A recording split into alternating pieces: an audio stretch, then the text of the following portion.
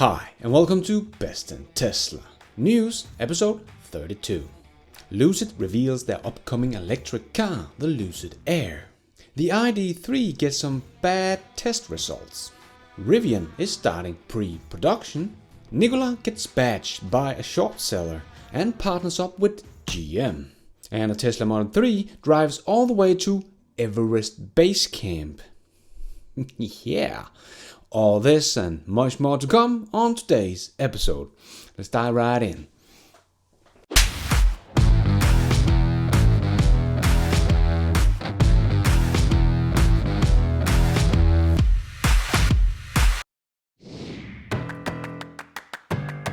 Before we get started, I just want to make a quick shout out to my news Patreon.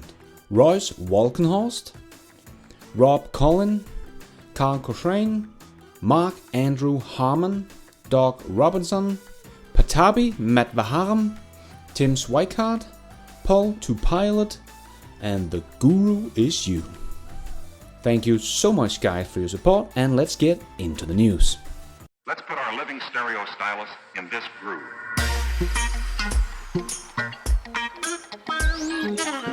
The Lucid Air gets revealed and is looking pretty good. But as CEO Peter Rollins said, until they have a car rolling off the production line into the hands of customers, they have accomplished nothing.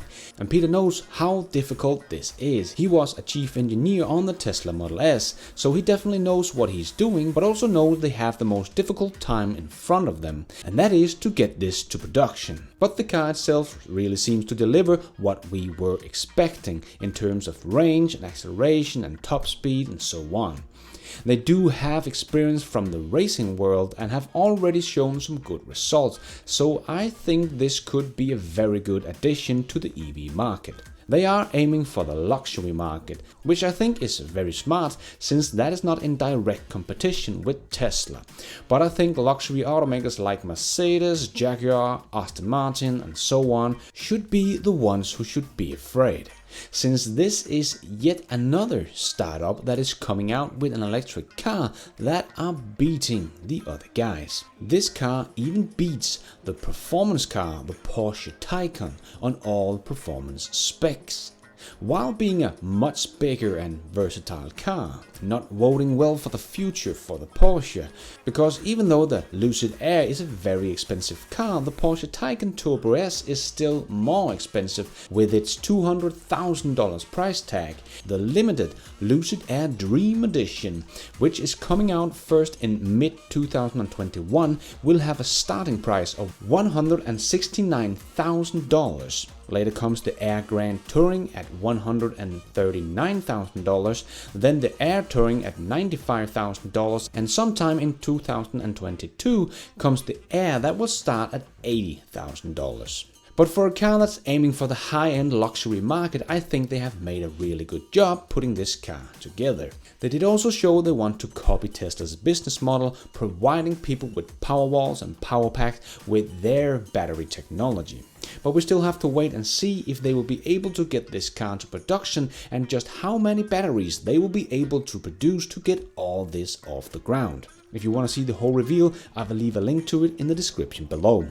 But nice to see how far they have got, and I wish Lucid the best of luck. And we have some more battery expansion for the Nevada factory. Panasonic is stepping up its effort at Tesla Gigafactory Nevada through a significant expansion of its operation, including investing in new infrastructure to produce higher capacity batteries at lower cost and add new workers. Panasonic will add another production line and will be able to grow sales production by 10% annually. Tesla Giga Berlin has the capacity of 40,000 employees in 3 shifts, says Minister Steinbach. Which does sound about right when we know they will have about 10,000 employees working at phase 1 that is supposed to produce about 500,000 cars a year when it's fully operational. And we have heard rumors about the Giga Berlin should be able to produce as much as 2 million cars. That all seems to add up. If they expect to have 4 times as many employees, we will probably see 4 times as many cars produced. So that would add up to the 2 million cars a year we have been hearing about. And we will probably see the made in China Model 3 being shipped to the rest of Asia and Australia, New Zealand and Europe. Or that is at least what the rumors are saying that Ray for Tesla shared on Twitter. Production of the exported Model 3 will start in Q4. Shipment is likely to occur at the end of the year or early 2021. This could be a very good idea since the made in China Model 3 is a lot cheaper to produce, meaning more profit for Tesla. And August was a strong month for Tesla in China. The popularity of the company's car continues to grow along with the expansion of the production facilities. In August, Giga Shanghai was able to produce 12,714 Model 3s according to the EV Probe. During the same period, the company was able to sell 11,811 units according to CPCA. So in August, the company was able to slightly increase the production and delivery by 800 vehicles more than last month. In the last month of Q2, Tesla was able to make a breakthrough and deliver almost 15,000 Model 3s. Therefore, it's possible that the numbers for September will also be even higher. As we also see the Tesla lots filling up with Tesla Model 3 indicating production ramp for the end of Q3. And the construction at Gigafactory Shanghai Phase 2 continues at a rapid pace. The exterior work is almost complete and that is only in 8 months. The equipment installation is underway, hinting that the facility soon will be operational. In a few months, maybe in November, we will see the made in China Model Y rolling off the assembly line and rocking the local market. And now Giga Shanghai has begun using solar energy to help the company move to renewable energy source. A new video filmed by Wu Hua shows solar panels installed on part of the Phase 2 roof. Wow, the speed of Tesla is just unreal. And the pace of Gigafactory 5 in Texas might be faster than we think. If that's even possible to build faster. Because Tesla is wasting no time and is determined to start production as early as possible. According to documents posted to City of Austin website, where the company posted a construction schedule, the first completion of Giga Texas will be done by May the 1st, 2021. They started building this factory in late July and expect to start building the first Cybertruck by the start of May. That is just insane. But when we compare to the Phase 2 of the Gigafactory 3, it does definitely not seem unlikely since that was completed in just 8 months as well. And Battery Day is only 10 days away. And as anticipation continues to build in the lead up to this event, Tesla seems to be hard at work getting its pilot cell production line ready for the first visitors. Fortunately, it appears that Tesla's Roadrunner facility is coming together pretty well, as we can see here from Gabin Carl YouTube channel. And we can also see the second Giga casting machine that is put up outside under a little roof. And we can see a lot of casting pieces on the ground just in front of the machine. It's going to be so exciting to see and hear more about this process in the future. Just so much going on at Tesla's many factories. And speaking of Elon's factories, the Spacex South Texas factory is speeding up Starship production. So SpaceX is not just making Starship rockets one at a time. They are speeding ahead with multiple prototypes, and as you can see here, there are body parts and nose cones all over the place. Starship SN8, SN9, SN10 and even SN11 is already under construction, according to Boca Chica resident who captured videos of the label and stainless steel rings construction indicating its serial numbers. SN8 is expected to conduct a high altitude test flight of around 20 kilometers. It will be the first prototype featuring a nose cone and aerodynamic fins. And Elon did tweet that the SN8 Starship with flaps and nose cone should be done in about a week. Then static fire, check out, static fire, fly to 60,000 feet and back. We are living in the future, my friends. And speaking of SpaceX, check out this non-stop video of SpaceX showing the Falcon 9 booster from launch to orbit to landing. Very cool. I have speeded up a bit here, but you can check it all out on SpaceX YouTube channel. I will leave a link below. And Rivian is hard at work on pre-production of the R1T.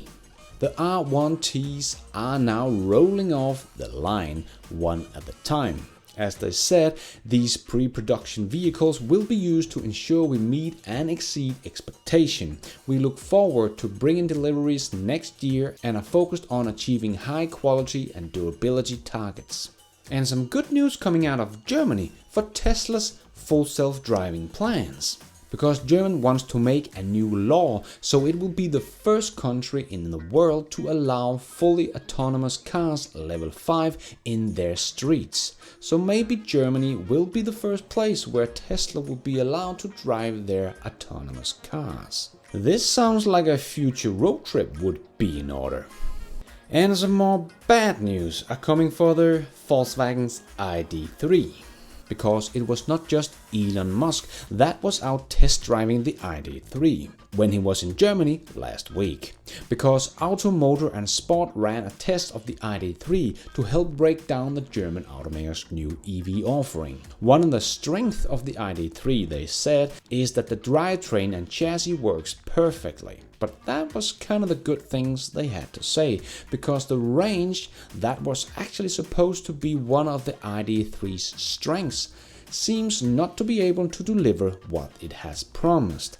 They also mentioned that while the ID3 was able to manage a range of 356 kilometers, 223 miles during their test, the results were only possible when the team drove the car very defensively. Once the test included motorway and city driving, the ID3's efficiency fell, resulting in the car being empty after just 260 kilometers, 161 miles. Not the numbers we were hoping for. They did say it would have a range of over 300 miles, which it does not really seem like they can deliver.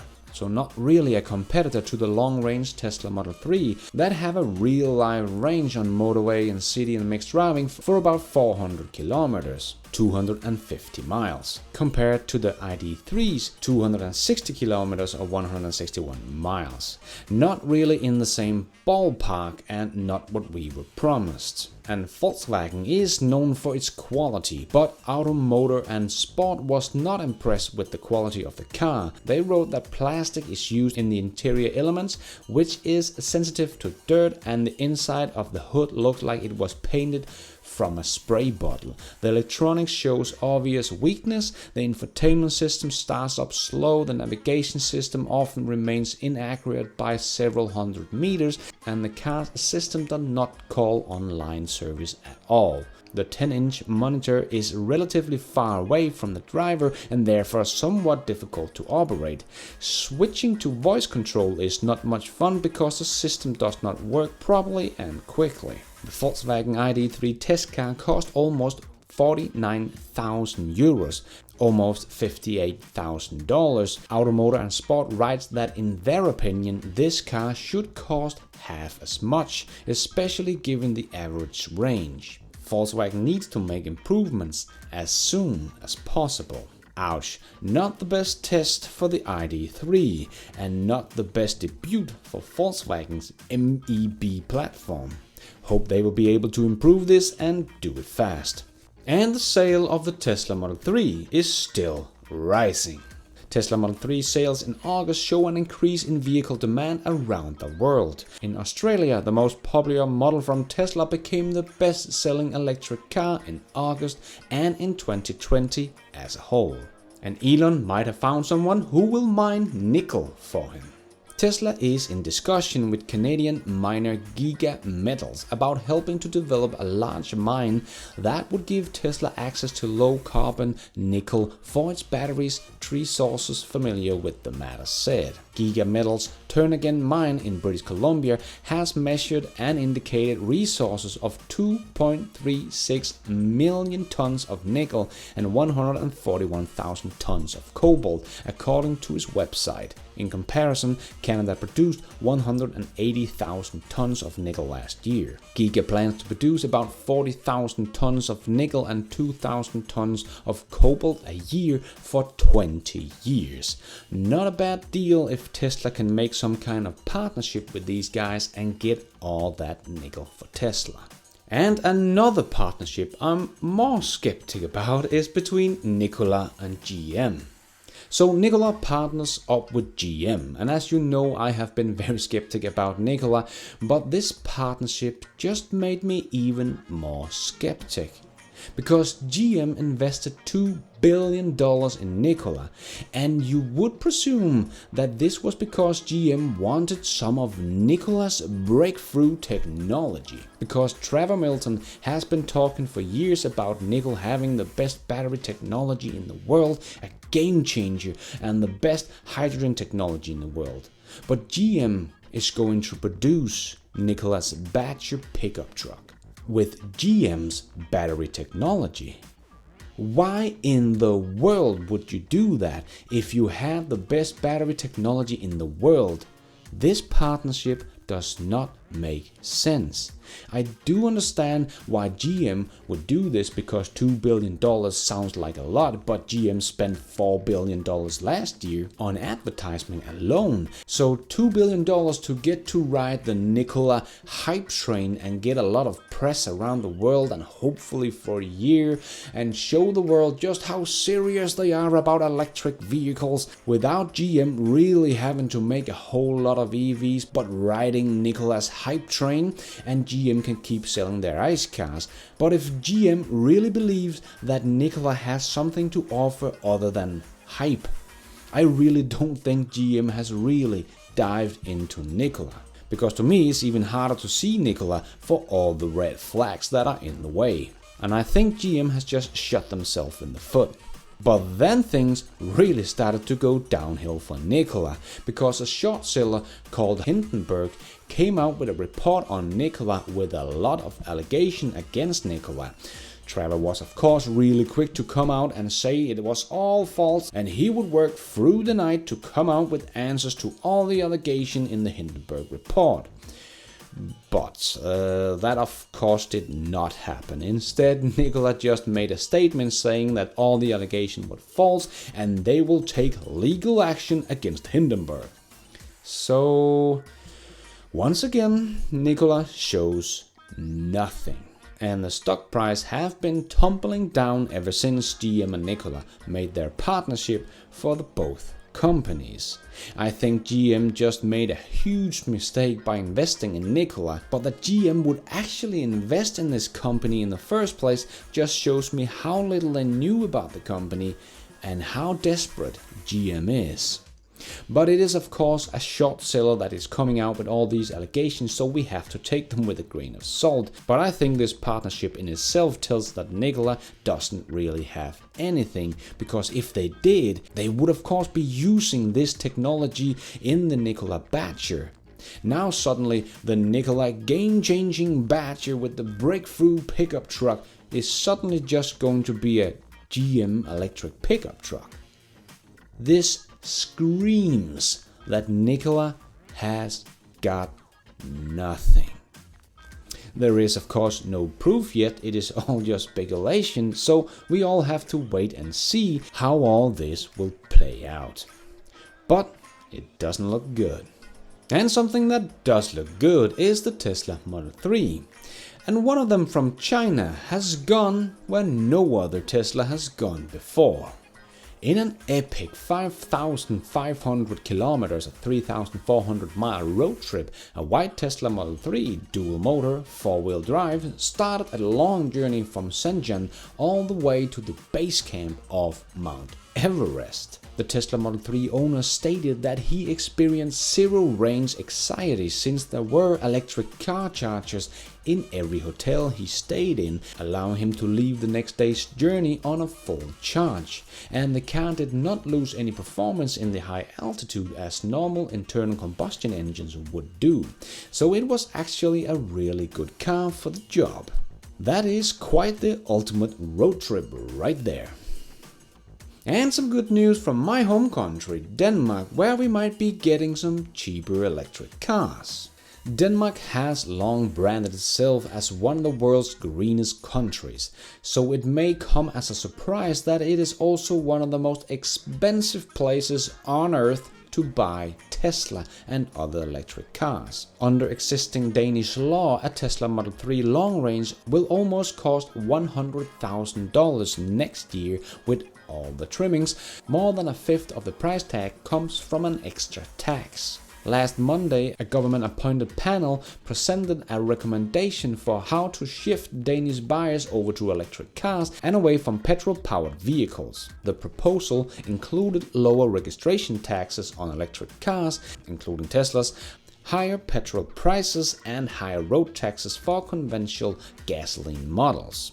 But nothing is decided yet, and there has been 4 proposals, so we still don't know which one they will go with, but hopefully, no matter what they will come up with, it is going to make electric cars much cheaper. But that is all we have time for in this news episode. If you liked it, don't forget to hit that like button, it really helps out this video a lot. And if you did like it, maybe you want to consider hitting that subscribe button and notification bell so you don't miss out on future videos just like this one. If you're already a subscriber, thank you so much for your support, and if you want to support me even more, remember you can for as little as $1 become a patron of the show and get your shout out here on this channel. All the names you see floating by right now are my amazing Patreon producers of this show. You can go to patreon.com/BestInTESLA and see all the perks in there and choose your level of support and get your name on this list. And thank you for watching, and until next time, take care out there and be nice.